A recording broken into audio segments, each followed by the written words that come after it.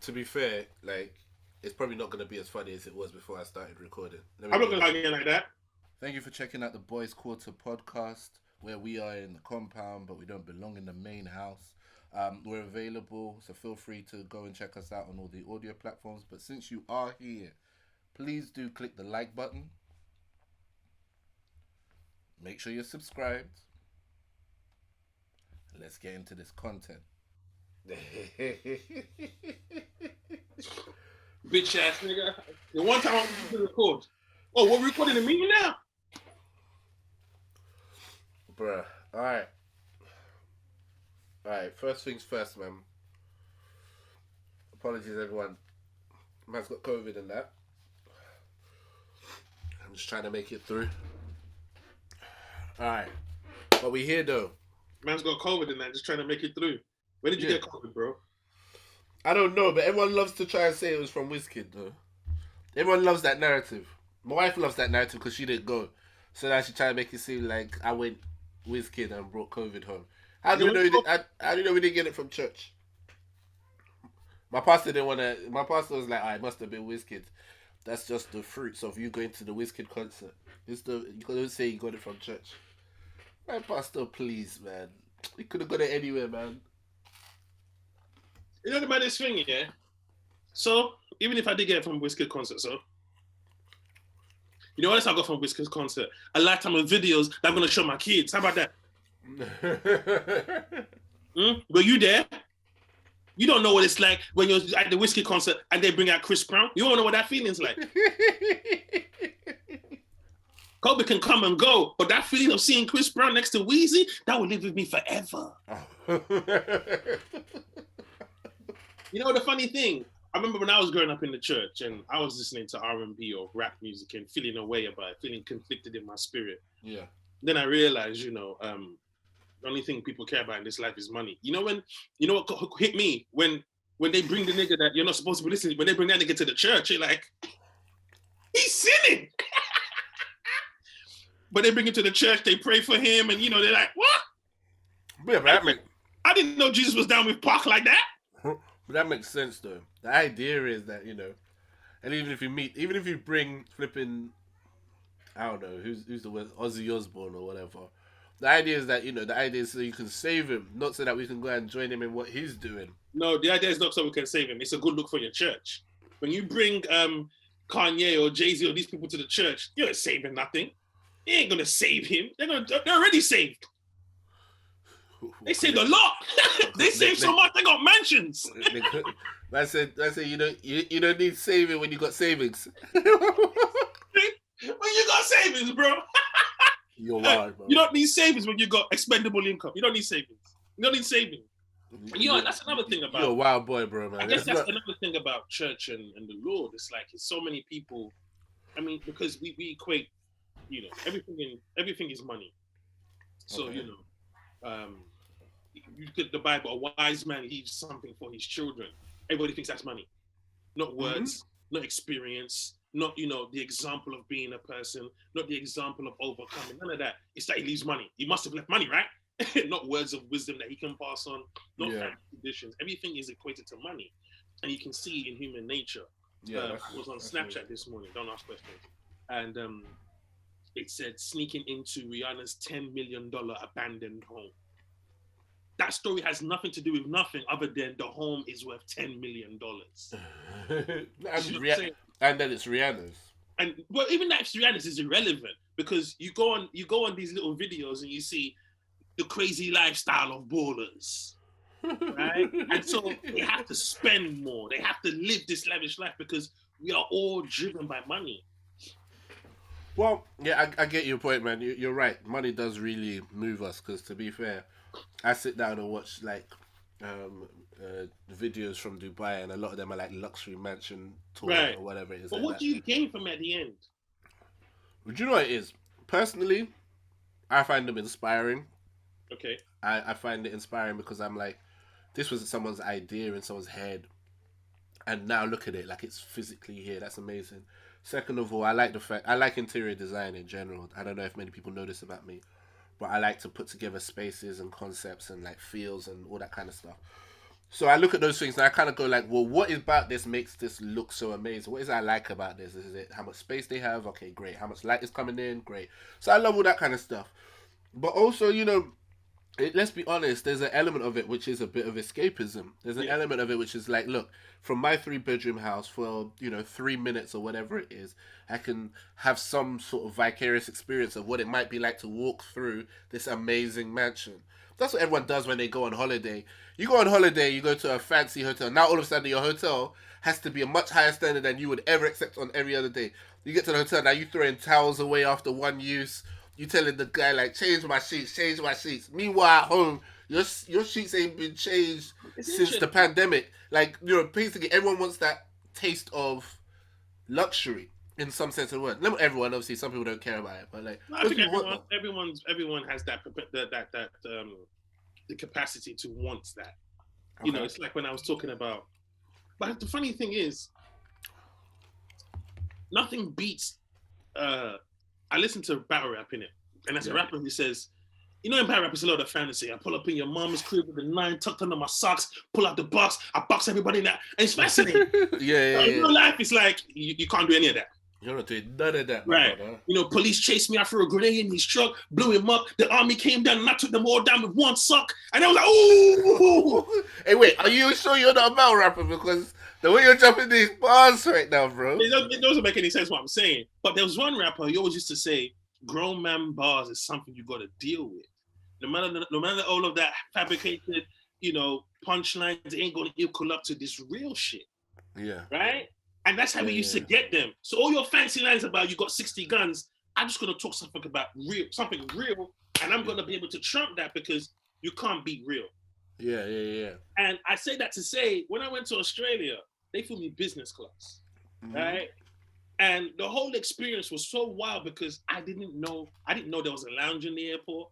I'd already saved up my little $11.99 so I can get my big breakfast. Then I was gonna go and take a dump in one of the airport toilets and just go and sit by the gate. That was my plan. My whole life. Right? This time there's a lounge. But if I go in the lounge, I don't even have to behave. I'm polite. Excuse me, can I sit here? you lower your voice. You lower your voice. I was feeling a way to charge my phone. The lady said to me, go and have a nap. I'll wake you up when we're boarding. Huh? You gonna wake a nigga up? Yo, if you sleep in that communal area, bro, ain't nobody waking up for the gate, Mr. Mateo, the gate is closing. Bring your ass. Or we gonna leave your ass. We're taking your luggage off the plane, boy. Yeah. She's gonna wake me up, Ola. I was surprised. The food was free. Yeah, bro. Bro, I'm telling you, man, I've loved it, man. The few occasions I've had a chance to do proper. There's lounge you can pay for. There's like £20-30 lounge. That's not real lounge. That's like, okay, cool. You just wanted to feel bougie for 2 seconds away from everybody else. But to be honest, it's not always worth it. There's some airports where, like if you're in Nigeria, if you're in Lagos Airport, I'll pay for the lounge there. I'll pay for the lounge in Kenya or wherever it is because I want to be somewhere where there's Wi-Fi. I want to be somewhere where it's comfortable and there's free drinks. Go to Nigeria? Why did you go to Nigeria? I won't pay for shit. The only thing I paid for the airport was to leave. Nah, bro. I took a massage in the airport last time. I was like, I caught myself because I got butt naked for that massage. I was like, this is real bad. I'm real butt naked in the airport right now. Yeah. Which airport? Lagos Airport. You got a massage butt naked in Nigerian airport? Yeah, bro. I was like, look here, if something happens to me, I deserve it because last week I stood up in my drawers and you were having a fit, but you got butt naked in an airport. Yeah, it's appropriate in that context, bro. Really? No one says you should. How many people you know can share the butt naked story in an airport? Please tell me. Anyone who's got a massage in the airport. So you came out ass naked. Who was it? A woman or a man that massaged you? A woman, but they put the towel over your bum. You don't have it out or whatever. Came out ass naked in an airport. I didn't come out. You just How anal can you get? Where do you think you're going? They leave you in the room. I said, look, I got some time for my flight. I want to get a massage. Where's you going, wank? Bro, what's going on? Yo, what? Butt naked massage. What's she talking to you? Are you feeling the pressure? You're very tight here. A lot of knots. Did you lose the keeper? Maybe. I No, no, took no, the- no, no, no, no, no, no, no, no, no, no, no, no, no. You don't forget if you tip someone or not, bro. You didn't tip. No, probably not actually. I know I tipped the lady at the lounge. She did a lot to try and get me into the lounge, and I was like, nah, she worked What did hard. she do a lot? What did she do? She was very charming. Basically, there's a lot of lounges now. They've all sprung up, and there's a range of them. There's like a super expensive one all the way down to quite a cheap one. This was one of the ones in the middle, and she was just kind of like, When was this, Allah? I don't even. When was this? this was this year. This You year, in Nigeria this year? yeah, bro. When? I was in Nigeria in June for work. I went to Dubai, and then from Yes, Dubai I went to Lagos. you did. So that's when you got the butt naked massage. Of course, bro. Oh, because you were feeling like you're on some work, dude. Of course, bro. What do you mean? Loser. What do you mean, bro? Come on, man. So anyway, I was talking about my story before you started getting freaky in the lounge, and what I was trying to say was, the experience was incredible, but I was still from Hackney. Like I saw the fridge in the lounge, and it looked like them fridges in the off license that stacked with drinks. Yeah, So of course. it just literally reminded me of the off license. And I know when you go to the fridge in the off license, you pull that drink out, you're going straight to the till. So I said to the woman before I went to the fridge, yeah. excuse me, are the drinks free? Which is such a poor man's question. Yeah, bro. Right? You never ask if they're free. You ask if they're complimentary. No. That's where it's like. Head the point. Okay. I said that the drink's free. She replied with everything in the lounge is complimentary. I said, does that mean free? I'm not trying to get free. I need English. You like me or something like that. I don't know. You understand? But what I was trying to get at was, with all of that, when I flew to Australia, 8 hours business class to Abu Dhabi first, then we were going to change and do the next trip to Australia. 8 hours on Abu Dhabi, flew by in business class. I was like, wow, this is one of my best flying experiences, because usually I'm just hella nervous. Yeah. I get on the plane, we exchange, get on the plane to Australia, check in, got my little business class shuttle, put my little belt on, get ready, get loose. Captain comes on, welcome on the plane. It's going to be 14 hours. I started crying. I said, we just flew 8. We can't find a shortcut around this motherfucking thing. Ain't got no back roads. Bro, Australia's a myth, On 14 hours. So on the way back, they flew me first class from Australia to Abu Dhabi, which was fine. But on 14 hours. Bro, After 8 hours, Ola, I said, fuck first class, I want to go off the plane. After the first 5 hours of that second flight, I'm turning to somebody like, are you sure Australia exists? Are you sure we ain't been hijacked? We've been hijacked, ain't we? Hey! They just flying at this point. At this point, they just going. At this point, we gonna end up back at Abu Dhabi again. Because what is this? One time I looked out the window and I just saw deserts or sand or rock. And I just thought to myself, I bet the captain don't even know where we are. Bro, this nigga checking Waze app like, yo. And so the thing was, my point is, yeah, the experience was great, but the truth is, being in the air for that long, the experience meant nothing to me after that. There was still turbulence. Can you imagine? Yeah, but come on, bro. It's very easy to say that from business class, bro. If you did that trip, that 14-hour trip, with the chair in front of you touching your knees and some kid behind you kicking your seat, and like you having to like ask the person, can I go to the toilet? Or somebody asking you, can I go to the toilet for 14 hours? Why would you have that situation on the 14? If you're in economy? Yeah, why would you have that? What kind of planning ahead did you do? I'm saying that's how some people have to do it. Oh, bro, I've never. When I'm flying economy, I tell the woman, first of all, you have to move to the woman at the check-in desk, so they give you good seats. You tell them straight, I don't want to sit near Nigerians or kids. I want to sit with white people who like to read. Them niggas don't disturb you on the flight. I don't want to sit with any white people who have adventures or stories to share. Not interested. The reason why I don't want to sit near Nigerians is because familiarity. They do it for me. For me, Is your okay? No. Okay, no worries. Next thing you know, we're in a prayer group together. Let me follow you home. I ain't really got time for that.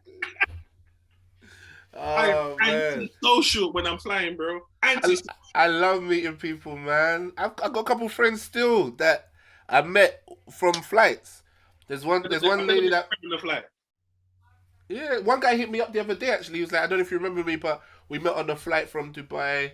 You know, blah blah. Blah, just checking in. How are you, man? That's some lonely ass motherfuckers. Hey, listen, He was in the military, so it makes sense. when I fly with the Laughter Factory, I don't even sit next to them on the way back.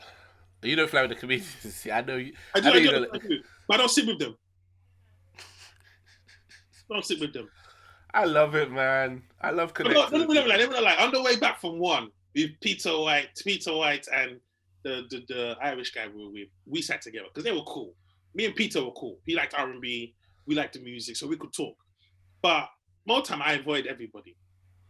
Bro, I feel like you're hiding. You're hiding because the truth is, like, whatever was cool enough about them to sit with, there's something in that in a lot of people, but you just never see it because you're just assuming, like, oh, like, it's going to be dead. Let me just quickly bounce. You never know. You might enjoy more of those interactions, bro. Nah. Fair play, man. It's not by force. I'm an narco. I don't like people. Like, I'll jam with you, people that I know. I have to be comfortable around to jam. More time, I'm not comfortable around people. Hey, but it's one thing to be like, nah, I like you're cool or whatever it is. Do you think you could travel with me? Of course. I've known you for too long. I'm not that's easy. But we've known each other in certain contexts. Traveling brings out some fights, you know. Traveling be stressing people out. Why would we fight? Why? We're not fucking. Like, why would we fight? Bro, we traveled before. We went to Amsterdam. Did we fight? We didn't, but there was we didn't fight, but come on, man. But we were some bitch ass niggas who were gonna fight, and that's why I don't hang with people. Okay, but look how stressful it was when we were just like, let's try and get some food. You had to damn near walk off. Yeah, because I don't. Can you see why I don't hang with people though? And you know the thing, I kept on telling everybody, yeah, I'm an adult, innit? I've done these trips before where with my boys come and go get food, and then all of a sudden everyone's tickling their balls. Oh, can we walk slower? I'd rather just go and get my food and we can meet up later. It's easy money. I don't need the group activity because everyone's individuals. I don't really rock with these men on a normal day, so our interests are going to be different anyway. Yeah. You understand? So I don't understand why. So when I walked off, it wasn't because because I don't have to, I want to do things, and I don't like group activities. It's not even that. I told my siblings 2 weeks ago, come and listen to an album. Someone nominates an album. We all listen to it for the week, and then we get together and we review it. Right? Okay, that's nice. Right. Now, I'm the person in the family that everybody cusses in it. So the first thing everyone was like, this Fumbi's come again, cheese balls, they were ripping me. Then they got into the idea. Oh, this is good. Start selecting their own little rules for my idea, you know. Right? That's how it always starts off, bro. Exactly. But here's the maddest part, Ola. Have we reviewed the first album? Probably not. Do you know why, Ola? Group activity. Bro, but do you know what? And it's an underrated skill, but being able to influence a group and try and get like a project done with a group is actually a very big skill. Well, do you know how you do it, Ola? You just do. Like when my sister said she wants to get the sibling tattoos, I just went and got it. And everyone's like, it actually blows people's mind when you go and do it. Yeah. That's definitely one big part of it is just being willing to step out and take the action. 100% You're right. But there's an element to which you need to know how to like manage people's personalities. You know, there's always going to be somebody that's just a bit of a Debbie Downer. Like they actually enjoy the project, but they're just negative. You have to know how to handle that kind of person. Then there's some people who are all guns blazing at the beginning, but then their enthusiasm wears out. All of these different things, it's all leadership skills, man. It's really tough. It's not easy. People talk about going on holiday like it's all relaxation. For me, because I used to do travel business, I used to take people on these group trips. Bro, the last one we did, I broke down crying on the last day, bro. I was uncontrollable. I know you're gonna say that because you're a business, but I'm telling you that, like, bro, it is stressful. It is stressful. That was 10 people, and obviously, but we do Amsterdam trips, bruh. 300 people, some of them from Birmingham. Bruh. said that with so much shade. I know, right? You know, some of them from Birmingham, I was like, whoa. I don't want that Hey, brum smoke, you know. Hey, you've never taken people on a trip, but when you get on the coach at 12 o'clock to drive to Amsterdam and people are getting lit on the coach. Hey, no, we did that. We did that to Paris, bro. I tapped one girl. I tapped him. I said, I stood on the bus and said, everyone, I hope you guys know there's no rave tonight. Because y'all knocking these drinks back. You're gonna get horny. Girls are gonna get restless. There's no rave tonight. We're literally going to sleep on the coach. But people were getting lit. And I used to tell them, it's so funny because I used to tell them, reserve your energy. You're gonna need it. But everybody goes so ham. And that first night, yeah, everybody goes so ham. But the next day, the comedy show, no one comes. Of course. Because they're shattered. And even if they do come, you don't even want them there. They look high as hell. Bro, I'm telling you, yeah, managing people's energy is it's a thing. And you know what, Ole? It's crazy. You're right. Because there's 3 characters in it. There's Caleb, there's Dean, and there's myself. Now, I don't really do the running of the events, but I'm part of the team because I hold the comedy show. Yeah. Everybody knows who they can go to. You understand? Nobody likes that to Caleb because he was too direct. He was too nice. Okay. You can't be too nice. They take advantage. Yeah. You understand? Yeah. I was in between. I knew how to be diplomatic and I knew how to be dismissive. Yeah. You know, but you're right. It takes a skill because if you're too nice, people walk all over you. Bruh. It's a lot, man. You know, I had some moments. It was real character building for me. That trip that we did to South Africa, just like from the beginning, I could identify, you know, this one's gonna be, you know, the one that needs a bit more. Oh, okay, yeah, whoa. And it was definitely like one moment where like people on the trip tried to have like this intervention with me about all their grievances. Bro, moments like that, yeah, those are the moments that real leaders are. When people tell you how your trip is shit. Yeah. Caleb couldn't take that. He took it personally. Let's tell him, bro. You can't take it personally, bro. You just gotta accept it. It's customer feedback in it. You gotta take that out. This nigga's take it personal. Yeah, bro. You need to learn where you can't apologize for everything and you can't defend yourself on everything. But that's Caleb's problem. He didn't want to apologize for anything.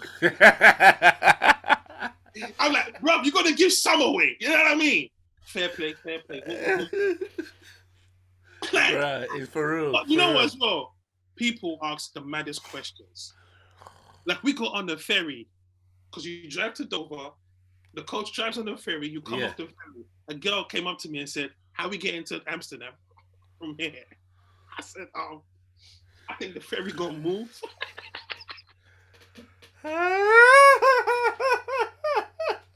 Hold on, you know when you hear questions and you're like, the ferry's gonna move.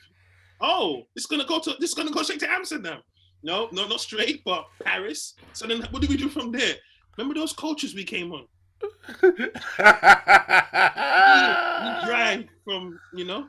What she thought we dropped those coaches in the sea and just kept it moving.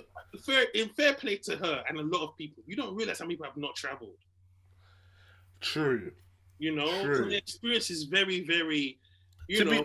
Like, it's very easy to laugh at people, but it's only 2016, I think, that I properly remember, like, getting on a coach and going onto a ferry. To be honest, if you've travelled, you could know the airport very well, but, like, going on a ferry is a different experience. Going on Eurotunnel is a different experience. Going on Eurostar is a different experience. Right, yeah, for real, bro. But we travel, bro. That's what we do in life. For real, bro. People don't know about going to Manchester, right, for the Comedy Store weekend. But you got a day to yourself, so you decide to go to Liverpool for the little slave museum. You don't realize the train that goes to Liverpool, though. You're like, this it? I thought I could get like another Virgin Express. They got one little charter train. That's a 20-minute ride. They got the nigga at the back holding the thing. Bro, the train tracks don't even look safe. You're like, yo, nigga, I don't feel comfortable on this thing. It look like a Chesterton ride, bro. I'm telling you. I know the matter swing, yeah. They come like once every hour. For real, bro. Them small ass trains. Them trains up north be depressing as hell, bro. The North Connect. Like, nah, Fahrenheit ain't connected here, bro. Bro, I've been through it all. Bro, one time when I was coming out from that train, I didn't even know. You know, at the Manchester Comedy Store, you start the juries in. Yeah. But obviously, you're coming at Manchester Piccadilly. But there's a train station around the corner near the subway area. Oxford Street. Yeah, Oxford Street. Bro, that's why I came down from the Liverpool team. I was like, bro, look how close to the hotel it is. For real though. Yeah. For real though. Yeah. I got me excited. Oh no, like, oh, I'm on my way around Manchester now. I'm gonna do go Oxford Street. I'm about Bro, that's how I feel about New York, bro. And when I get to other cities, I start to know, or even Dubai. Like when I get to cities that I start to know, I start giving people directions. What you want to do is, you don't even want to take the Sheikh Zayed road. Traffic's gonna be crazy, you know. So I said that about Nigeria. What I would do. I said that about Nigerians that no matter what country they're in, they could be there for the first 5 minutes. Just ask them, excuse me, where's London? No, it's easy. I think. Hey, London Bridge. London Bridge. London Bridge. I mean, we're in London. And you're looking for a bridge, I mean? Okay. We just don't know how to say, I don't know. We feel like we can figure it out. Of course, bro. I would just say it. Just keep repeating the word until London Bridge. London Bridge. Nobody but to London Bridge. London Bridge, you know. Oh.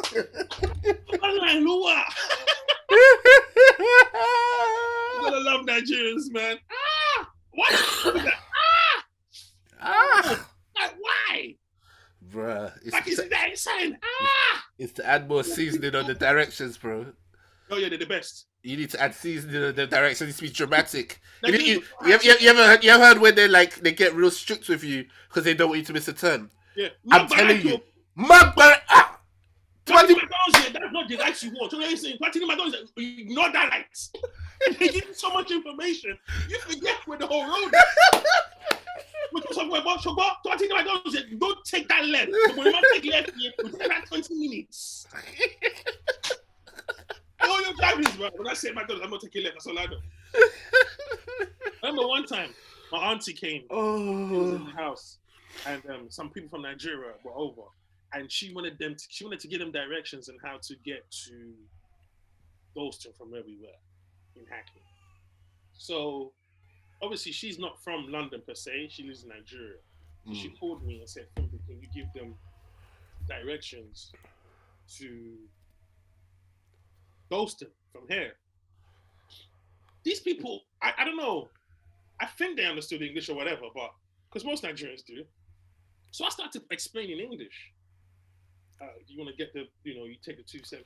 What's wrong with you? You have to speak your about. Why you going to explain in English?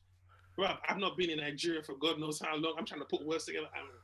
About the bus stop. And